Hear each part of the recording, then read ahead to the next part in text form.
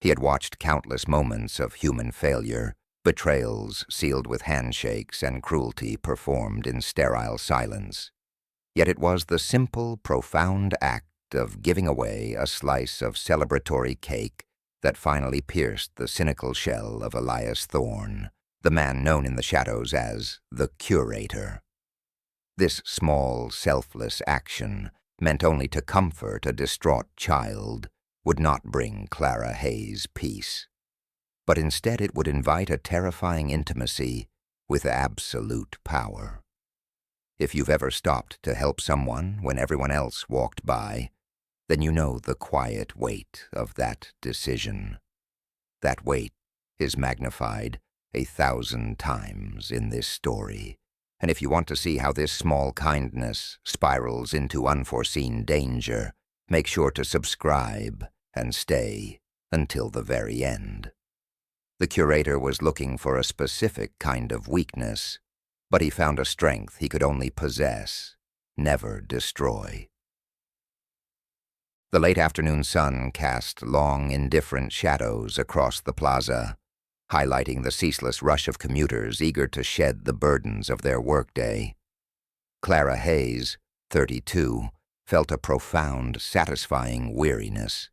She was an archivist at the city library, a profession that demanded meticulous attention to detail and offered very little public fanfare. Today, however, was special. She had finally completed the painstaking digitization of the city's early 20th century maps, a project that consumed her life for 2 years. As a reward, she treated herself to the finest slice of rich, dark chocolate cake from the legendary Pâtisserie du Bois, a small but deeply personal victory meal. She found a bench near the fountain, carefully balancing the delicate cardboard box on her lap, anticipating the first perfect bite. The sounds of the city, usually a dull roar, were suddenly punctuated by a high, raw sound of distress. A little girl, perhaps 8 years old, was sitting cross-legged near a cold stone pillar, her face streaked with tears and dirt, clutching a tattered, empty backpack. Clara watched, as did dozens of others, as the girl wept. But unlike the others, who increased their pace or averted their gaze, Clara felt the sharp, familiar tug of obligation. She remembered being small and lost, a feeling magnified by the city's indifferent sprawl. Her victory slice of cake suddenly felt heavy, too rich for a lonely celebration when visible pain was so close. The girl, thin and shivering despite the mild air, didn't appear to be begging, only suffering. Clara carefully slid off the bench. She approached the pillar slowly, ensuring her movements were non-threatening. The girl flinched violently when Clara spoke, confirming her vulnerability. "Hey there," Clara said softly, crouching down. "Are you lost?" The girl just shook her head, unable to speak, her eyes huge and fixed on some unseen spot beyond the plaza. Clara knew she couldn't solve the child's immense, complex problem, but she could address the immediate simple one, the coldness and the hunger radiating from the small figure. Without a word, Clara opened her box, revealing the perfect dark square of chocolate cake, and offered it. The girl stared, not at Clara, but at the cake, and slowly, timidly, reached out. The moment her tiny fingers brushed the cardboard, a switch seemed to flip. The raw distress softened into a profound, startled gratitude. Clara smiled, a genuine, heart-deep expression of release. She had sacrificed her reward, but gained something far more satisfying. She rose and stepped away, careful not to press for details, leaving the girl to her silent, sugary moment of reprieve. Across the plaza, concealed within the tinted windows of a bespoke black sedan, sat Elias Thorne, the Curator. He wasn't watching the general flow of traffic or communicating with his men. His eyes, cold and sharp as fractured ice, were entirely fixed on Clara. He hadn't been expecting this scene, but he recognized its significance immediately. He had tasked his security team with finding individuals with unassailable character, people who acted purely without expectation of reward, to potentially manage his burgeoning network of clean assets. He had watched dozens of candidates fail his secret assessments, accepting a bribe, lying to save face, or simply ignoring inconvenience. But Clara Hayes, giving away her small slice of joy to a crying shadow, had passed the test without ever knowing she was taking it. Thorne pressed a button, lowering the dividing screen to speak to his driver. "Find out everything about the librarian who just gave away the cake," Thorne commanded, his voice low and utterly devoid of emotion. "She interests me. We may have found the integrity we need." Clara, walking home with an unexpected lightness in her step, was oblivious. She felt the quiet nobility of her choice, unaware that it had just sealed her fate, marking her not for safety, but for the intense, dangerous scrutiny of the most powerful man in the city's hidden infrastructure. Do you think a simple act of kindness in a massive city can truly go unnoticed? Tell me which city and country you are watching from in the comments. Clara awoke the next morning with the peculiar sensation of having done something momentous, yet completely trivial. The absence of the chocolate cake was noted, but the memory of the little girl's wide, relieved eyes was a sweeter substitute. She went about her routine, immersed in the quiet order of her archive work, but the outside world, subtle and chillingly effective, had already begun its infiltration. The first sign came late that afternoon. The main system server, usually robust and reliable, experienced a bizarre, isolated glitch. It was not a crash, but a selective failure. The security logs from the last 12 hours had been completely wiped, along with the recent access history for her personal workstation. The IT team, after hours of fruitless investigation, dismissed it as a phantom bug, perhaps a remnant of the recent system update. Clara, a creature of logic and order, found the explanation unsatisfying. Her files themselves were untouched, but the history of who accessed them was gone. While the digital anomaly was unsettling, the physical intrusion was far more direct. When she arrived home that evening, her apartment, a small, familiar sanctuary in an older brick building, felt different. She paused in the doorway. Nothing was visibly broken or out of place. Her locks were intact, and her valuables undisturbed. Yet the air felt thick, the way it does just before a storm. Her meticulous sense of arrangement, honed by years of archiving, registered the minute distortion. She walked slowly through the rooms.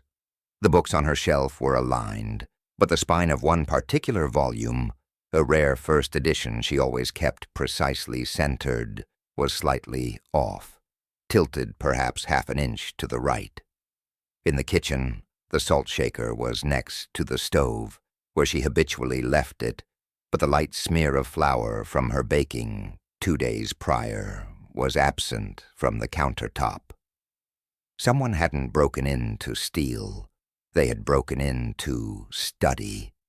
They had meticulously observed her habits and, with surgical precision, replaced everything almost perfectly after investigating her space. Clara stood in the center of her living room, a cold dread pooling in her stomach. This wasn't the work of a random burglar. This was calculated, clean, and terrifyingly interested in her life, not her possessions. The contrast between her quiet life and this sophisticated invasion was jarring. It led her mind immediately back to the singular public action that had broken her routine, the cake. Meanwhile, across the city, Elias Thorne received the full dossier on Clara Hayes. The report detailed her professional excellence, her lack of significant financial ties, and crucially, her utter isolation. She was unconnected, deeply moral, and predictable. The perfect profile. He reviewed the photographs taken inside her apartment, noting the precision of the intruder's work. Thorne didn't believe in leaving traces, only impressions. He leaned back in his leather chair, the glow of the city filtering through his penthouse office. A librarian who gives away her greatest indulgence, he murmured to his associate, Dante. She has no idea that selflessness is a luxury that few in this city can afford, especially not under my gaze. She has character, Dante. Now we test the tensile strength of that character. The next phase, Thorne decided, would involve direct interaction. He needed to move her from the archives and into his arena, where the stakes were higher than old maps, and the chocolate cake felt like a distant, naive memory. Clara had entered his orbit, and in the world of the curator, orbits rarely ended in peaceful escapes. She was about to discover that her simple act of kindness carried a hidden, enormous price tag. The unsettling feeling of being observed persisted. Clara tried to dismiss the misaligned book and the missing flower as figments of stress, but the sense of quiet menace clung to her like damp wool. Then the official contact came, wrapping the danger in corporate silk. A formal letter arrived at the library, addressed personally to her. It was from the Thorne Foundation, a massive philanthropic organization known for funding historical preservation projects. They were building a new private archive and requested her expertise as a consultant. The salary offered was astronomical, 3 times her current wage, and the hours were flexible. Her supervisor, Mr. Finch, an old man whose excitement was palpable, practically ordered her to take the meeting. "Clara, this is the chance of a lifetime. The Thorne family deals in history, power, and prestige. This is recognition of your talent." Clara felt a knot tightening in her chest. The Thorne Foundation, Elias Thorne. The man known for controlling the city's darker currents, yet often lauded in the media for his cultural contributions. She knew the name, though she knew nothing of the man's true work. This sudden, inexplicable interest felt directly connected to the violation of her apartment, the wiped digital logs, and the lingering sense of being watched. Her gut screamed that this was not a professional opportunity, it was a summons. She accepted the meeting, knowing refusal would only delay the inevitable confrontation. The Foundation's offices occupied the top floor of a skyscraper, a place of hushed opulence and polished marble. The air smelled faintly of expensive leather and something metallic, perhaps money or refined danger. Clara was shown into a waiting room that felt more like a museum, filled with authenticated artifacts and ancient texts. After a short wait, she was escorted not into a boardroom, but a private, intimate office, dominated by floor-to-ceiling windows overlooking the entire metropolis. Sitting behind a desk of dark, unblemished wood was Elias Thorne. He was not the brutish figure she might have imagined. Thorne was impeccably tailored, his silver hair neatly slicked back, his expression one of profound intellectual calm. His eyes, however, held no warmth, only calculating depth. "Ms. Hayes," Thorne said, rising just enough to acknowledge her presence but not fully showing deference. His voice was smooth, carrying the weight of undisputed authority. "Thank you for coming. Please sit." Clara took the seat, forcing her hands to remain still in her lap. "I appreciate the offer, Mr. Thorne, but I must know why me. My work is specialized, but hardly unique enough to warrant this level of pursuit." Thorne leaned forward, resting his elbows on the desk. He didn't smile, but a hint of something dark and knowing crossed his features. "On the contrary, Ms. Hayes, your work is unique because your character is unique. We value integrity above all else here. It's a rare commodity, especially in this city." He paused, letting the silence stretch before continuing, his tone dropping to a confidential near whisper. "I saw what you did in the plaza 2 days ago, giving away the cake. Most people see suffering and hurry past, believing it doesn't concern them. You stopped. You sacrificed a small pleasure to alleviate immense pain. That, Ms. Hayes, is the definition of integrity." Clara felt a wave of icy shock. He didn't just know about the cake. He had watched it unfold. The casual public act was his personal measure, his unseen entrance into her life. The realization that her kindness had exposed her to the city's most dangerous power broker was paralyzing. "That was a private moment," she managed, her voice trembling slightly. "Nothing is truly private in this city, Clara," Thorne corrected gently, using her first name, a subtle claim of ownership. "The Thorne Foundation deals in preserving what matters, and currently, you matter to us very much. I need someone of your moral fortitude to manage assets that require discretion and unshakable honesty. Take the job, and you will have security and resources beyond your imagination. Refuse." He trailed off, allowing the unspoken threat to hang heavily in the air. "Refuse, and you go back to the library. But I can no longer guarantee the quiet order of your life." Clara stared into his cold eyes, realizing she was not being offered a job, but a sanctuary she never asked for, purchased with her freedom. Her act of kindness had placed her directly in the crosshairs of a Mafia boss. Clara left Thorne's office feeling physically ill, as if the skyscraper's immense pressure had crushed the air from her lungs. She hadn't refused the job, nor had she accepted it. She had simply asked for 24 hours to consider, a small reprieve that Thorne granted with an unnerving, knowing nod. He understood that she was already trapped. The fear wasn't about the money or the prestige. It was about the utter loss of autonomy. Thorne had exposed the vulnerability of her quiet life.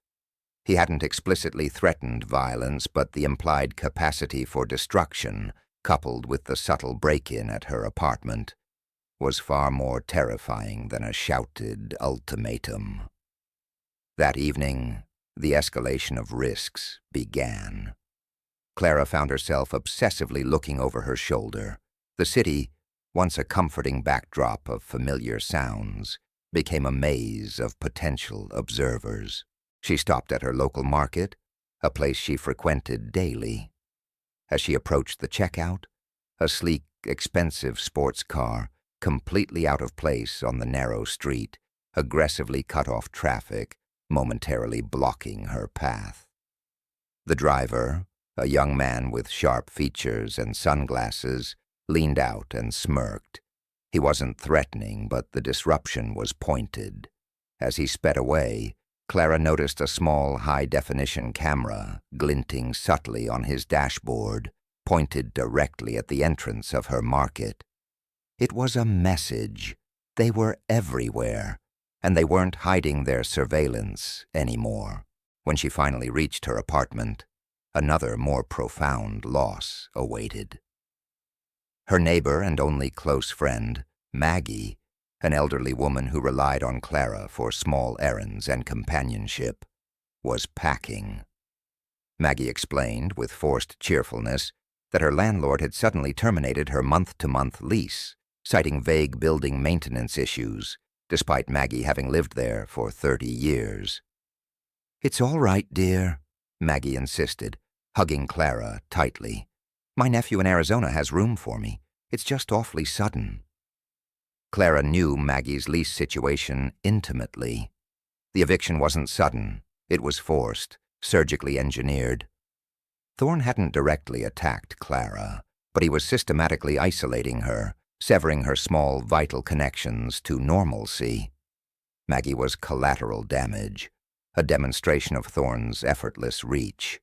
The quiet order of her life was already dissolving, just as he had promised. Standing in the hallway, Watching the life drain out of her only anchor in the city, Clara realized the profound cost of that cake. The slice of chocolate had been a beacon of human decency in a dark world, and the darkness had noticed. It wasn't the material wealth she feared losing, but the simple, unburdened existence she cherished. The next morning, the pressure intensified further when she arrived at the library. Mr. Finch informed her, sheepishly, that the Foundation had sent an enormous unsolicited donation that included a permanent stipend for her specific archival role, if she accepted their consulting offer. It was a thinly veiled corporate bribe, cementing her association with Thorne in the eyes of her colleagues.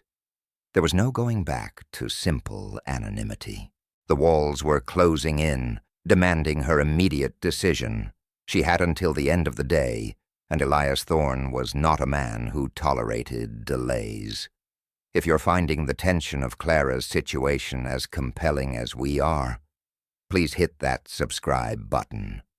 We are so close to reaching our goal of 1,000 subscribers, and your support helps us bring more high-stakes stories like this one to you. Thank you for being here. The deadline loomed, a cold, hard boundary on her freedom. Clara spent the morning sorting through historical documents, but her mind wrestled with the ultimatum. Refusing Thorne meant facing an uncertain, monitored future, one where her peace was guaranteed to be shattered. Accepting meant surrendering her moral independence and working for a man whose power was built on the city's hidden infrastructure of crime and control. She sought refuge in the deep, silent stacks of the archives, where the air was dusty and smelled of old paper and forgotten history. She needed to look beyond the immediate fear and define what she truly valued. Was it integrity, or was it survival? As she contemplated, a small, unremarkable package arrived for her at the front desk. It was unmarked and contained only a single item, a small, dark chocolate pastry, wrapped professionally by Pâtisserie Dubois. It was identical to the cake she had given away, a perfect, sinister replica. There was no note, but the message was louder than any shout. I control your past, present, and future. This gesture, this deliberate manipulation of her act of kindness, was the tipping point. Thorne wasn't just offering protection, he was mocking her morality. The simple act of giving away a cake had been her moment of genuine selflessness. Now it had become his hook, forever tainted. Clara made her choice. She would accept the job. But she wouldn't do it out of fear. She would accept it to gain access, to understand the system that had effortlessly dismantled her life, and perhaps to find a vulnerability within the curator himself. Later that afternoon, she returned to the skyscraper. The environment felt colder this time, heavier with purpose. She was escorted straight to Thorne's office. Clara. Thorne greeted her, a faint flicker of satisfaction in his eyes. He knew she had seen the cake, and he knew what it meant. I trust your decision reflects a logical assessment of the situation. I accept the consulting position, Clara stated, her voice steady despite the seismic shift happening within her. But I have conditions. I will only manage the public-facing archival assets. No involvement in anything that touches the financial or operational aspects of the Foundation or your other ventures. I will not compromise my professional code or my ethics. Thorne listened, a slight amusement playing on his lips. You believe you can dictate terms to me? I believe you hired me for my integrity, Clara retorted, standing her ground. If you compromise that integrity by forcing me into unethical work, I will be useless to you. I will not become just another compliant asset. I will be the archivist, nothing more. Thorne stared at her for a long moment, assessing the firmness of her resolve. He had expected fear, not defiance wrapped in moral righteousness. This woman truly believed in her own boundaries. It was a fascinating complication, He slowly nodded. Very well, Clara. You will manage the archival division. Your salary will begin immediately, and security will be assigned to your residence and movements. For your protection, naturally. But understand this. Thorne's voice sharpened. When you work for me, your loyalty is to the preservation of my interests. The distinction between professional and personal blurs quickly here. Welcome to the Thorne Foundation. We begin tomorrow. Clara had crossed the threshold. She was no longer just the librarian who gave away cake. She was the ethical anomaly inside Elias Thorne's powerful, terrifying machine. The cost of her choice was her former life, but the payoff might be insight into the true nature of the Mafia boss's operation, turning her role as archivist into that of an accidental, unwilling spy. Clara's first week at the Thorne Foundation was a study in contradictions. On one hand, she had the resources of a small nation at her disposal, state-of-the-art climate-controlled archives, a team of obedient, highly paid assistants, and an office with a view that mocked her old life. On the other hand, the opulence felt like an elaborate cage. The security Thorne had promised was intrusive. Two quiet, anonymous men, always in dark suits, were perpetually stationed near her apartment building and always watched her commute. She couldn't shake the feeling that their primary purpose was not to protect her, but to ensure she never stepped out of line. The violation of her privacy was constant, a low, buzzing hum beneath the polished surface of her new life. Her work involved organizing Thorne's vast collection of historical assets, many of which were legal acquisitions, rare manuscripts, antique maps, and historically significant correspondence.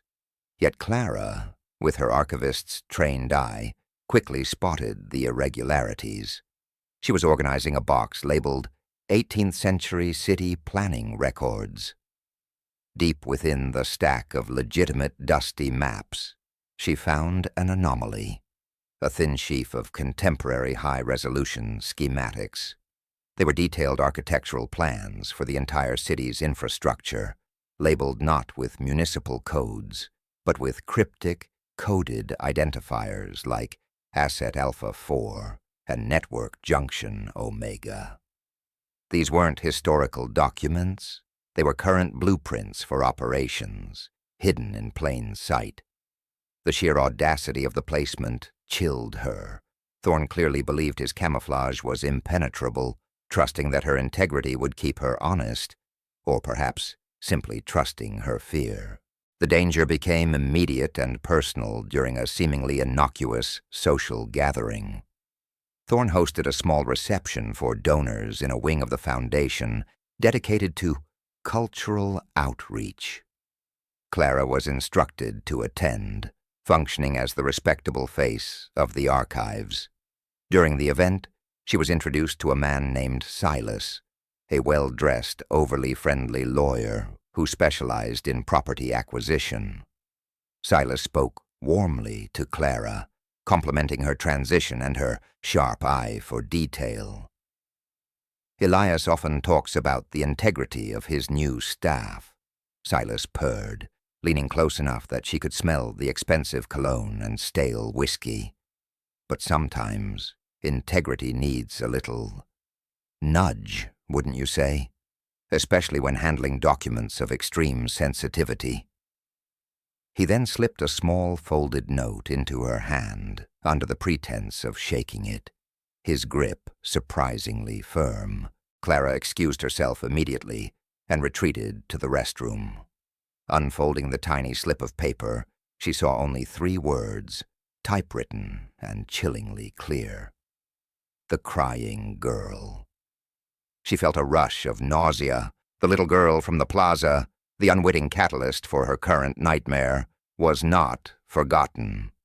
The Mafia boss had seen her, and now others in his network were using the memory of that child as a threat, a reminder that they knew her pressure point.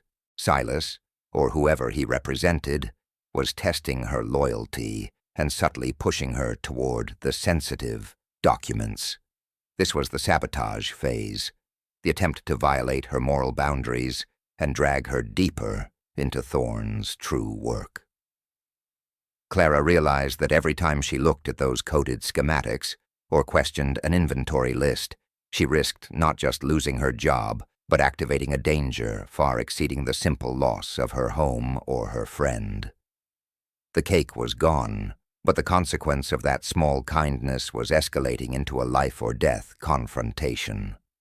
The phrase, "the crying girl," burned in Clara's memory. It wasn't just a random threat. It suggested that the child, or her family, was somehow connected to Thorne's network, perhaps even a victim of his operations. Clara realized that her initial act of kindness might have unintentionally brought danger not only upon herself, but also upon the fragile life of the child. This galvanized her. Her role could no longer be passive. She had to leverage her position as an archivist to uncover the truth. She needed a plan, a strategy to decode Thorne's legitimate assets and expose the hidden, criminal infrastructure. She had been given a deadline, the moment Thorne found her unworthy or disloyal.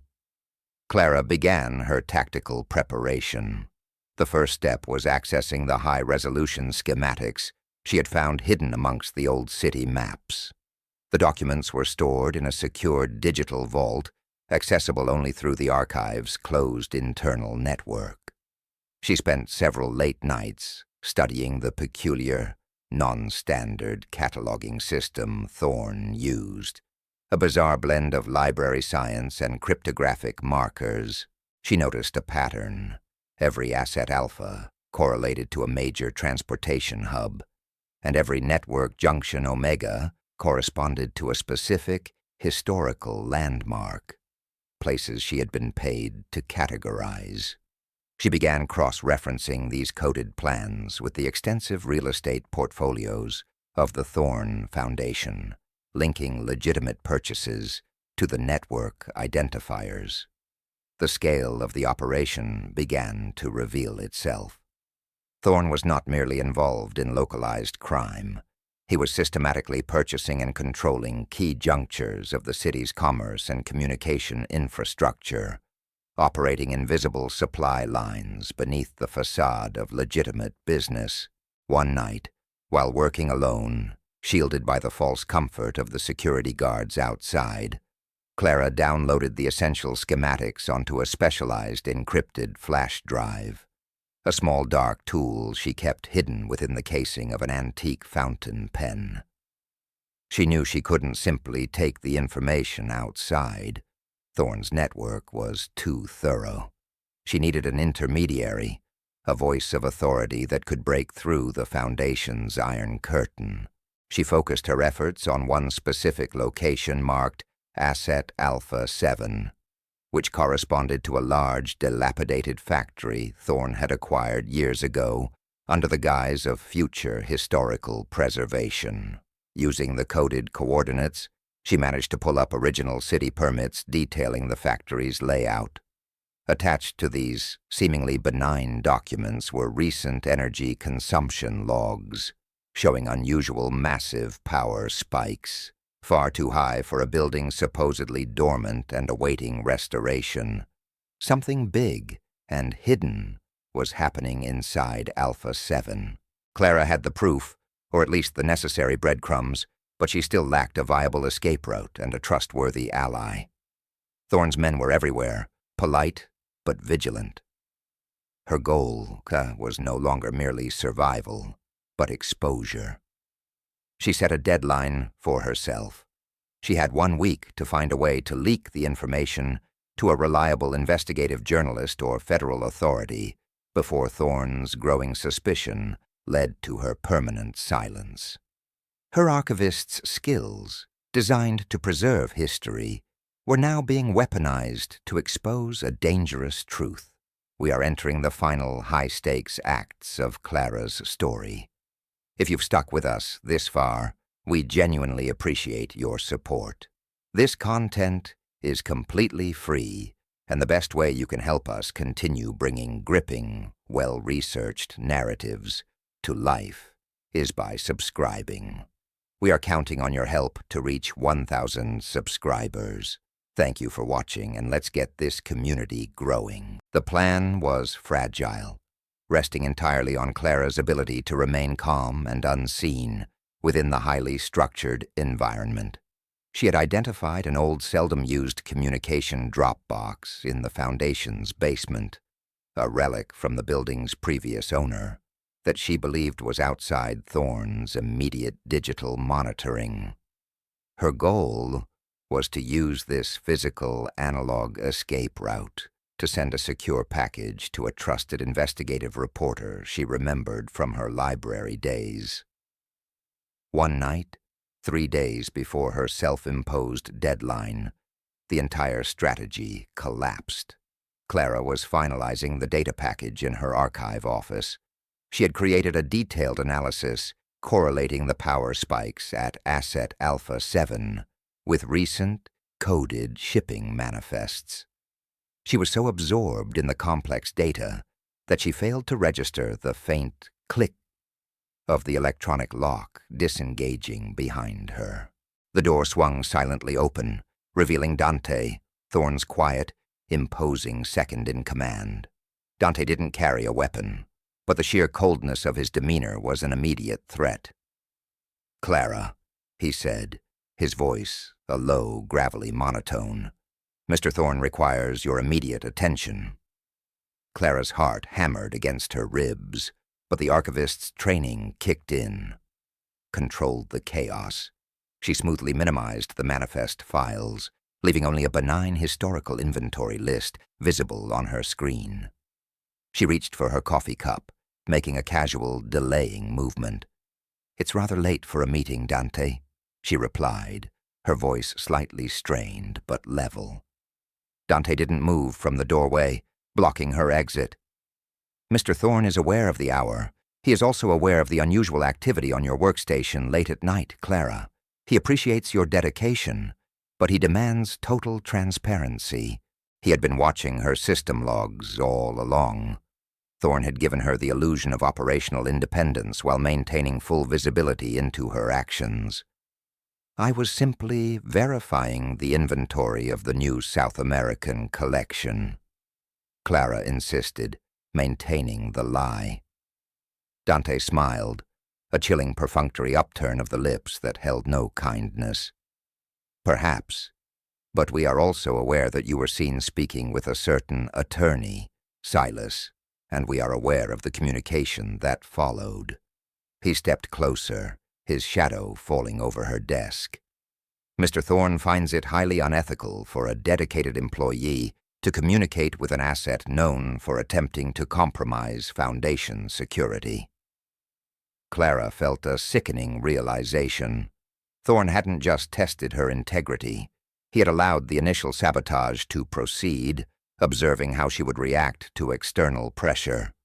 Her defiance of Silas had been reported back, not as loyalty, but as dangerous independent action. Dante reached out, his hand moving with brutal speed, sweeping her desk clear. The antique fountain pen rolled off the edge and hit the marble floor, shattering its casing. The small encrypted flash drive, containing the evidence against Thorne, rolled out into the harsh overhead light.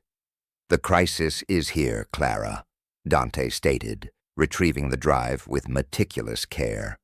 "The time for archival work is over." She was caught, exposed, and utterly alone. The walls of the cage had suddenly materialized, sealing her fate within the core of the Mafia boss's operation. She had leveraged her courage against his power, and now the reckoning had arrived. Dante escorted Clara, not roughly, but with an unyielding pressure that made resistance unthinkable, up to Thorne's private observation suite. The room was dark, save for the blue light cast by a massive wall display showing a live, complex graphic of the city's power grid, overlaid with the coded markers she had been analyzing. Elias Thorne stood before the display, looking less like a cultural patron and more like a general overseeing a campaign. He turned, his gaze sharp and heavy with disappointment. "Clara, I saw true character in you," Thorne said, his voice surprisingly soft, almost mournful. "A purity I believed could be instrumental. You could have managed my legitimate enterprises, bringing a genuine clean face to my world. But instead you chose resistance." He gestured to the wall. "This is my legacy, the control of a city's fundamental operations, the invisible supply chain, and you tried to expose it over a misplaced sense of loyalty to... what? Justice?" Clara felt the weight of her failure pressing down on her. She had risked everything and lost her only evidence. Her isolation was complete, and the moral high ground felt desperately cold. This was the dark night of the soul. "It wasn't about justice," Clara whispered, the conviction in her voice barely a tremor. "It was about the little girl. It was about Maggie. You take the quiet dignity from people's lives. That cake was a small, kind gesture, and you turned it into a weapon against me." Thorne walked slowly toward her. "Kindness is a vulnerability, Clara. I learned that lesson decades ago. I gave you the chance to replace it with power. You rejected it." He looked at the encrypted drive Dante held. "What did you intend to do with this information? Expose me to the authorities? They are 3 steps behind, always chasing the noise while I control the silence. Your integrity, your empathy, they are liabilities in this game." Clara stood silent, absorbing the crushing reality. Her attempt to fight the power structure from the inside had only confirmed Thorne's belief that her moral code was an irreconcilable flaw. She was facing the consequence of her selfless choice, and the consequence was absolute control by the man who saw everything. But even as despair threatened to consume her, a tiny spark of Archivist's logic ignited. She had seen the map. She had internalized the patterns. The data was destroyed, but the knowledge, the correlation between the coded assets and the power grid, was imprinted on her mind. Thorne could destroy the flash drive, but he could not erase her memory. Thorne signaled Dante, "Confine her. She is too valuable to eliminate, but too disruptive to be free. She will stay here until the operation is complete." As Dante moved to secure her, Thorne turned back to his glowing map of control. "You failed the test, Clara, but you did prove one thing. You fight for those who cannot fight for themselves.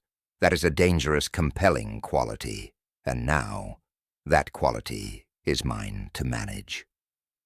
Clara realized her physical confinement was inevitable, but her defiance was not.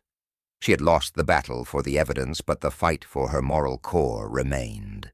She was about to confront the Mafia boss, stripped of all tools except the knowledge she had secretly archived in her own mind. Clara was confined to a luxurious but sterile penthouse suite adjacent to Thorne's office, guarded by Dante and 2 other silent operatives. The atmosphere was thick with the scent of fear and expensive silence. She knew that Thorne was preparing for a major operation, timed precisely to the completion of his hidden network. Hours later, the decisive confrontation arrived, not through violence but through a chilling technological maneuver. Thorne, accompanied by Dante, entered the suite. He seemed distracted, his gaze continually drawn to a tablet displaying real-time data. "The operation begins in 15 minutes, Clara," Thorne announced, his voice tight with anticipation. "A major financial infrastructure shift that will solidify my control over the city's resources. Your knowledge of the codes, while useless now that we have the drive, does not matter. The system is initiating." Clara stood up, her posture rigid. She had nothing left to lose, only the dignity of her final act. "The system is initiating at Alpha 7, isn't it?" Clara stated calmly. She focused entirely on the correlation data she had memorized. The old factory you claimed was for historical preservation. It's actually a central routing hub for the city's power synchronization protocols. That massive energy spike I noticed, that wasn't consumption. It was a surge preparation. Thorne paused, genuinely surprised. His calculated facade cracked slightly. You analyzed the manifest from memory? You underestimated the archivist, Clara retorted. I don't just categorize data, I see the patterns. Alpha 7 isn't just a junction, it's a single point of failure. If the energy spike is interrupted during the synchronization process, the backlash won't destroy the system. It will disrupt the entire network, forcing a complete shutdown of all Omega assets for at least 48 hours. Thorne's eyes narrowed, a slow burn of fury replacing his surprise. Dante, is this possible? Dante checked his own tablet, his expression darkening. The protocol is complex, Mr. Thorne. It requires perfect timing, an interruption now. A 48-hour shutdown, Clara finished, pressing her advantage.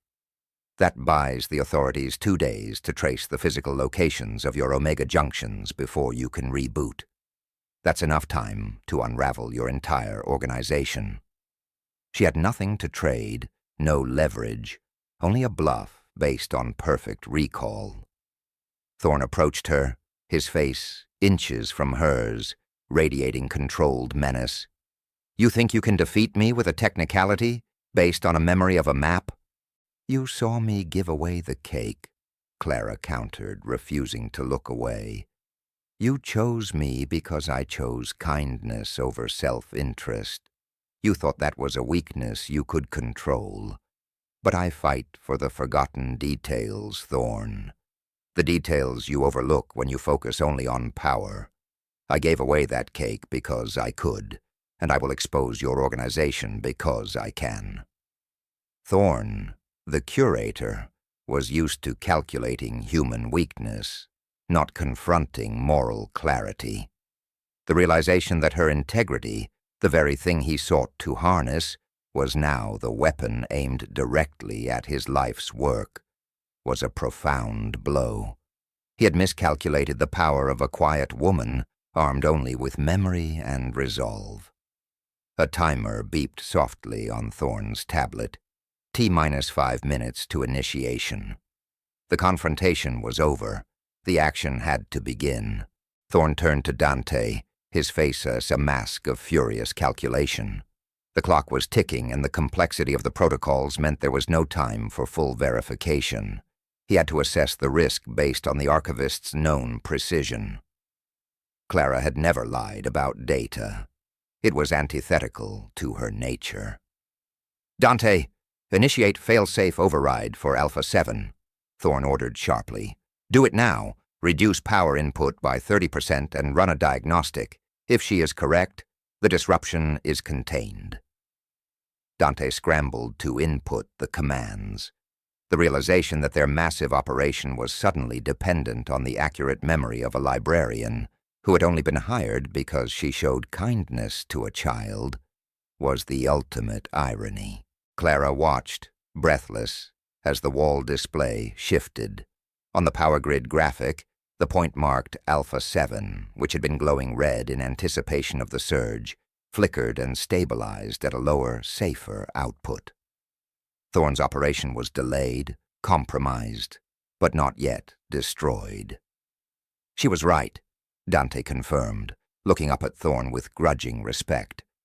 The architecture had a weakness during synchronization. If we had initiated at full capacity, the cascade failure would have been catastrophic. Thorne slowly paced the room, the silence punctuated only by the low hum of the servers. He had been forced to trust Clara's integrity to save his own empire. You saved the network from itself, Clara, Thorne acknowledged, his voice dangerously low. But you also stalled the synchronization. You bought time for the outside world to catch up. I bought back the time you took from me and Maggie. Clara corrected. I proved that your system, based on secrecy and control, is vulnerable to something you didn't account for. human detail and memory. The promised payoff, the unexpected consequence of her defiance, arrived moments later.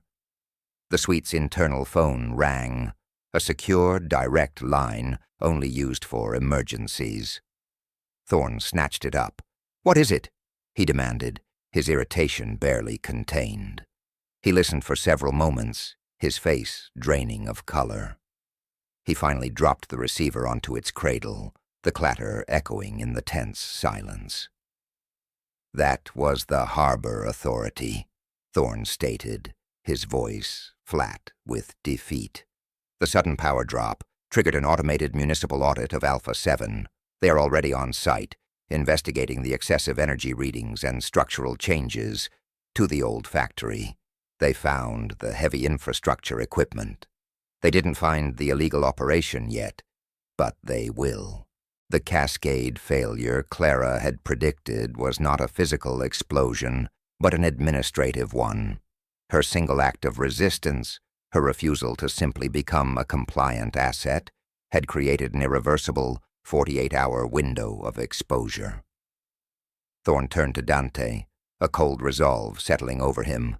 The curator must disappear, initiate full contingency plan, liquidate the exposed assets, now. He then looked at Clara, not with hatred, but with a strange, deep respect. "You won, archivist. You played the one game I couldn't understand, the game of genuine consequence without self-interest. You turned the kindness of a simple piece of cake into the downfall of my entire infrastructure."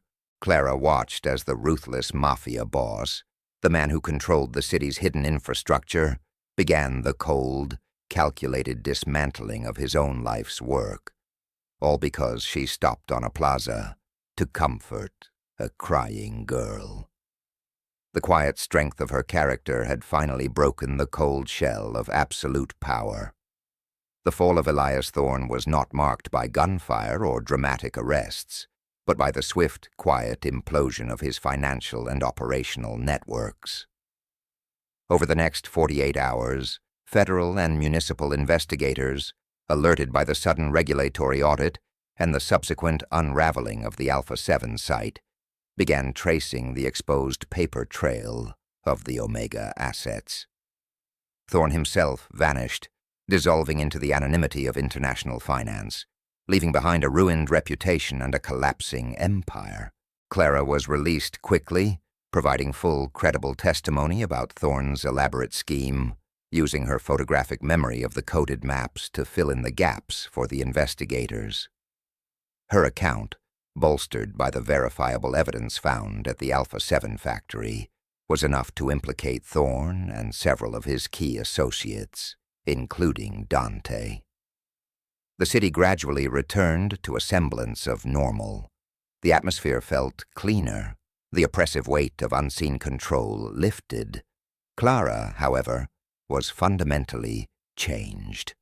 The quiet life she had cherished was gone, replaced by a profound understanding of the darkness that lurked beneath the surface and the resilience needed to confront it. She declined the offers of permanent security and the accolades from the authorities. All she asked for was assistance in securing a new, stable home. For Maggie, her elderly neighbor, who was happily reunited with her simple, predictable routine a few weeks later, Clara did not return to the Grand City Library. The memory of Thorne's infiltration made the silent rows of books feel like a too easy target.